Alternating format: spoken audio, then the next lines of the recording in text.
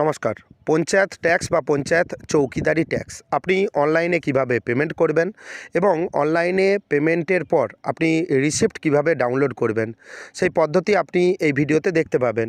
সেই সঙ্গে মনে রাখবেন, এই ট্যাক্স আপনি যদি পেমেন্ট করেন সেক্ষেত্রে আপনার মোবাইল, ল্যাপটপ বা ডেস্কটপ থেকেই আপনি পেমেন্ট করতে পারবেন। সেজন্য আপনাকে পঞ্চায়েত অফিস যাওয়ার কোনো রকম প্রয়োজন নেই। আপনাকে এই যে ট্যাক্স পেমেন্ট করবেন, একটি কনফিউশন আপনাকে দূর করে দেওয়া আমারই প্রয়োজন। কিন্তু অনেকেই ভুল করেন যে পঞ্চায়েত ট্যাক্স বা পঞ্চায়েত চৌকিদারি ট্যাক্স এবং জমির খাজনা এই দুটি ব্যাপার নিয়ে। এই প্রথম ব্যাপার হচ্ছে যে পঞ্চায়েত ট্যাক্স বা পঞ্চায়েত চৌকিদারি ট্যাক্স সেটা কিন্তু পঞ্চায়েত ডিপার্টমেন্ট নেয়, এবং যেটা জমির খাজনা রয়েছে সেই জমির খাজনা নেয় ভূমি দপ্তর, পশ্চিমবঙ্গ ভূমি দপ্তর জমির খাজনা নেয়। এই ভিডিওতে আপনাকে দেখাবো পঞ্চায়েত চৌকিদারি ট্যাক্স। আপনারা জানেন যে আপনাদের বাড়ি বাড়ি পঞ্চায়েতের যে কোনো অফিসার বা যে কোনো যাদের দায়িত্বে রয়েছেন তারা কিন্তু পঞ্চায়েত ট্যাক্স বাড়িতে কাটতে আসতেন। বর্তমানে আপনাকে কিন্তু অনলাইনের মাধ্যমে পেমেন্ট করার পদ্ধতি দিয়েছে, তাই অনলাইনে পেমেন্ট পদ্ধতি এবং সেই সঙ্গে রিসিপ্ট কীভাবে ডাউনলোড করবেন সমস্ত পদ্ধতি আপনাকে এই ভিডিওতে দেখিয়ে দেবো। তাই ভিডিওটি স্কিপ করবেন না, প্রথম থেকে শেষ পর্যন্ত দেখবেন। চ্যানেলে নতুন হয়ে থাকলে চ্যানেলটিকে সাবস্ক্রাইব করে দেবেন পরবর্তী গুরুত্বপূর্ণ আপডেট পাওয়ার জন্য।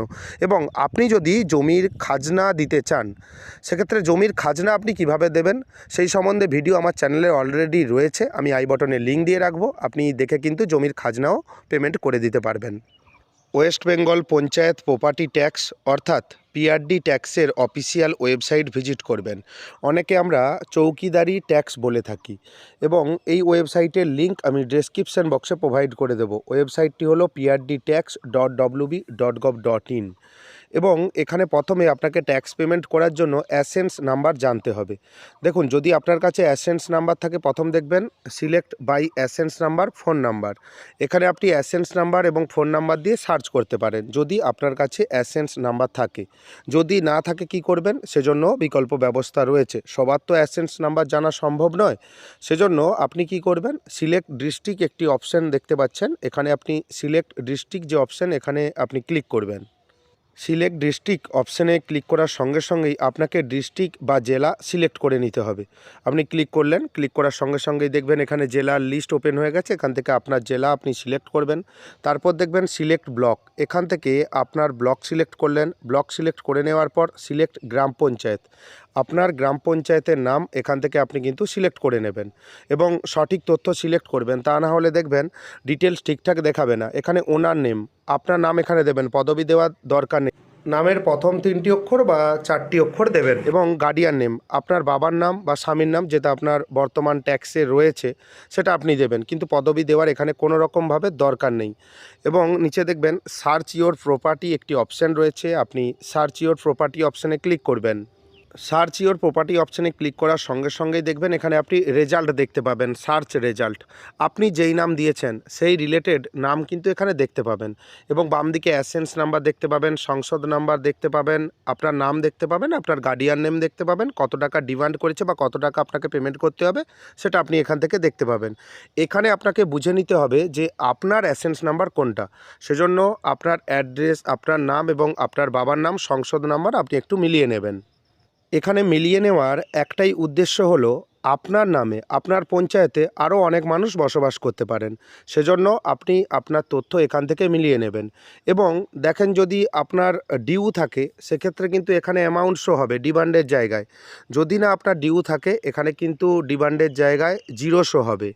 এখানে আরেকটি গুরুত্বপূর্ণ ব্যাপার রয়েছে, এখানে আপনি আপনার নাম দেখলেন, যে কোনো কারণে আপনি দেখতে পেলেন স্পেলিং মিস্টেক রয়েছে বা নামের বানান এখানে কিন্তু ভুল টাইপ রয়েছে, সেক্ষেত্রে আপনি নিজে থেকে কিন্তু ঠিক করতে পারবেন না। সেজন্য আপনাকে পঞ্চায়েত অফিস ভিজিট করতে হবে। সেখানে আপনি অরিজিনাল ডকুমেন্ট নিয়ে যাবেন, সেখানে বলবেন যে আমি ট্যাক্স পেমেন্ট করতে যাচ্ছি, আমার নামের বানানটি ভুল রয়েছে, আপনি ঠিক করে দিন।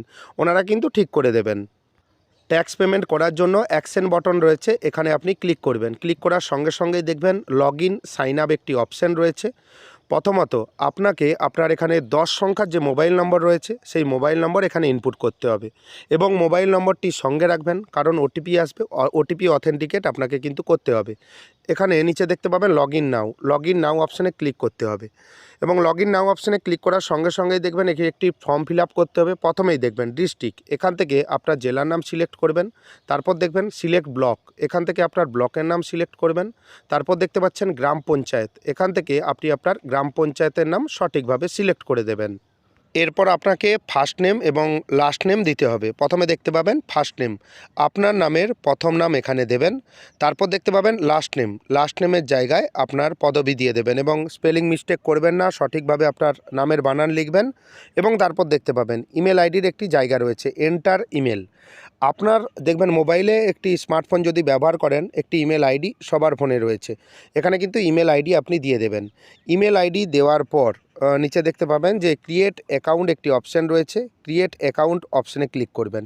এখানে অ্যাকাউন্ট ক্রিয়েট হয়ে গেল এবং এখানে দেখতে পাবেন অ্যাকাউন্ট ক্রিয়েটের জন্য আপনার যে মোবাইল নাম্বার দিয়েছিলেন সেখানে একটি ওটিপি আসবে, সেই ওটিপি এখানে অথেন্টিকেট করতে হবে, অর্থাৎ ওটিপি এখানে দিতে হবে।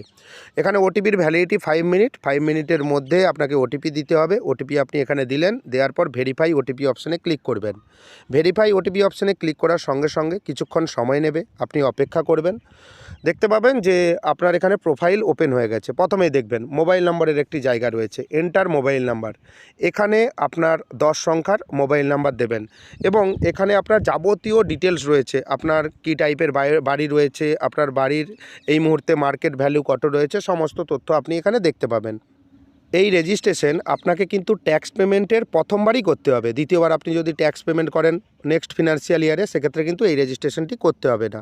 এরপর আপনি দেখতে পাবেন মৌজার একটি জায়গা রয়েছে, এখানে আপনি আপনার মৌজার নাম লিখে দেবেন এবং আপনি যদি জেএল নাম্বার অর্থাৎ মৌজা কোড জানেন সেক্ষেত্রে আপনি ব্যাকেটে এখানে মৌজা কোড বা জেএল নাম্বার লিখে দিতে পারেন, সেক্ষেত্রে কোনো রকম অসুবিধে নেই।